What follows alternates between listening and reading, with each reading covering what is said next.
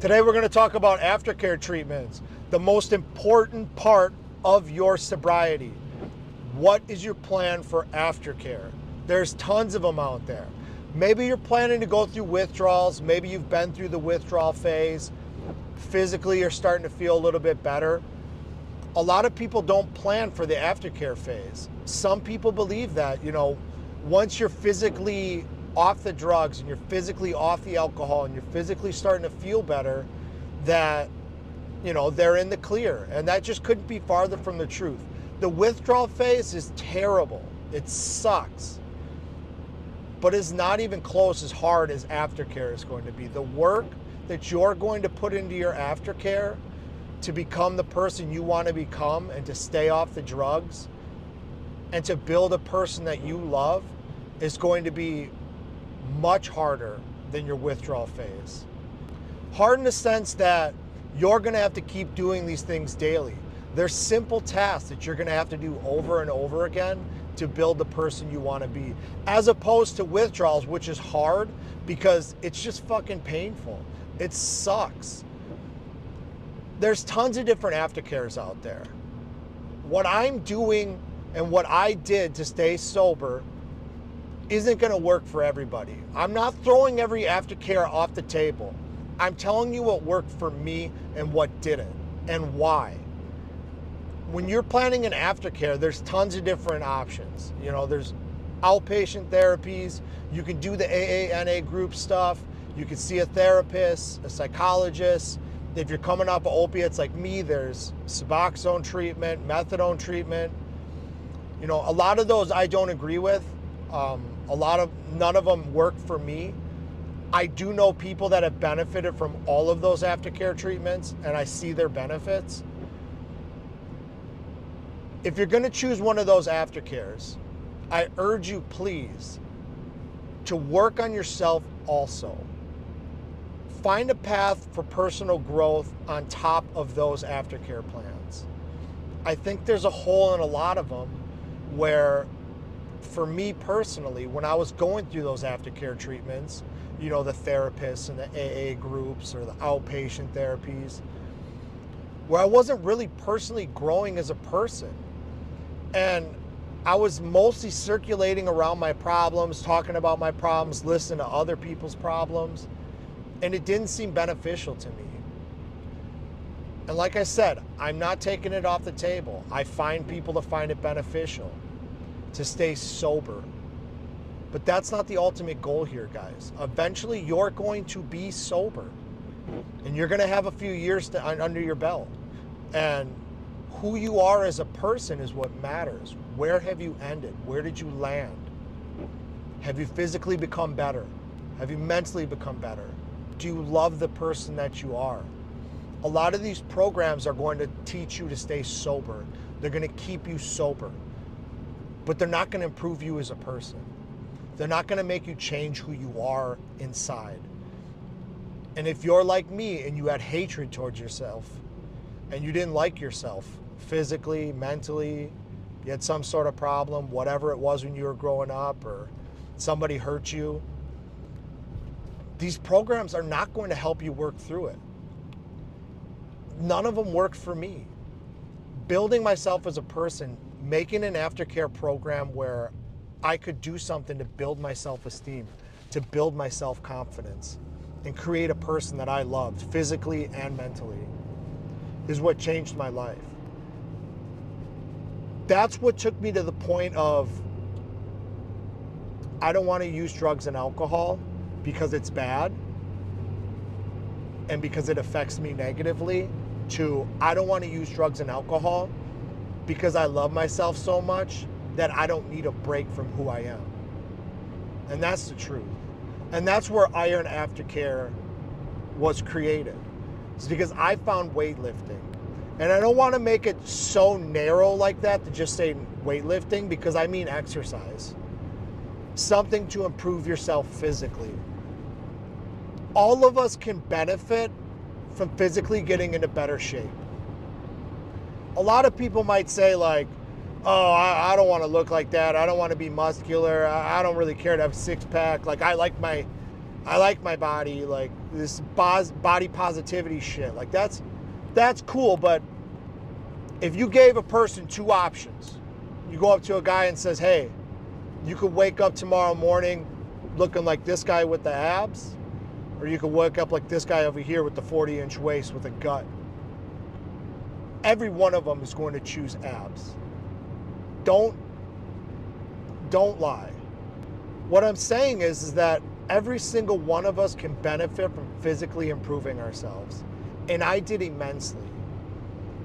I started out just running. Any type of exercise. Exercise is going to have tons of benefits for you, not just the physical changes of your body that are going to build your self-confidence, the chemical imbalances in your body. I am not a fucking doctor, and I'm not going to sit here and pretend like I'm a doctor and talk about chemicals in your body of endorphins and serotonins and shit like that. But the endorphin rush that you get from exercise is real. A runner's high is real. You can get that from weightlifting. You need that boost. You need that feel good. Go exercise. It changed my fucking life in so many aspects. It gave me something to work on. You know, like we as people, we have to be setting goals. We have to be working towards something. People that don't have goals, they're suffering, man. Like, you have to be working towards something. When you get comfortable, you're stagnant. And I've said it before, when you're stagnant, if you're not going forward, you're going backwards. And if you're going backwards, you're dying. I've been stagnant many times in my life, and I've become extremely unhappy. I've had to up my goals on a lot of things, and that's what's great about working out. Whether you're running or doing CrossFit or powerlifting, or maybe you just like hiking, maybe you like mountain climbing, maybe you like, rollerblading or biking or whatever it is. All of those you can set goals for. You can try to get better. And that's the key here, is just trying to get better. When you're doing small things throughout the day and throughout the week, where you're slowly reaching goals and you're slowly getting better, every single one of these is slightly building your self-confidence. It's raising your self-esteem. This is key. Having a high self-confidence and a high self-esteem creates fucking monsters. A lot of times when I go to the gym, when you start weightlifting and you start seriously getting into exercise, there's a lot of different micro things that you go through in weightlifting and in exercise and running that can help you improve. But there's a lot of times where I'll go to the gym where it's not about building muscle. It's not about squeezing the muscle and contracting. It's not about timing and breaks and what exercise I'm doing. Sometimes it's just mental. That's what it was for me 100% when I started out. It had nothing to do with physical. I was going to the gym because it was an outlet for me to let my anger out, for me to clear my mind for the day. I need that. And I know a lot of you could benefit from that also. Waking up in the morning, I'm pissed off. I'm anxious. I just have a lot of anger in me. I'm an angry person. I have a bad temper. And going to the gym in the morning lets me clear my day. It clears my palate. I go there. I'm working on myself. I get my endorphin rush for the day, and I'm set. And I'm clear for the day. And I'm working towards the person that I want to become.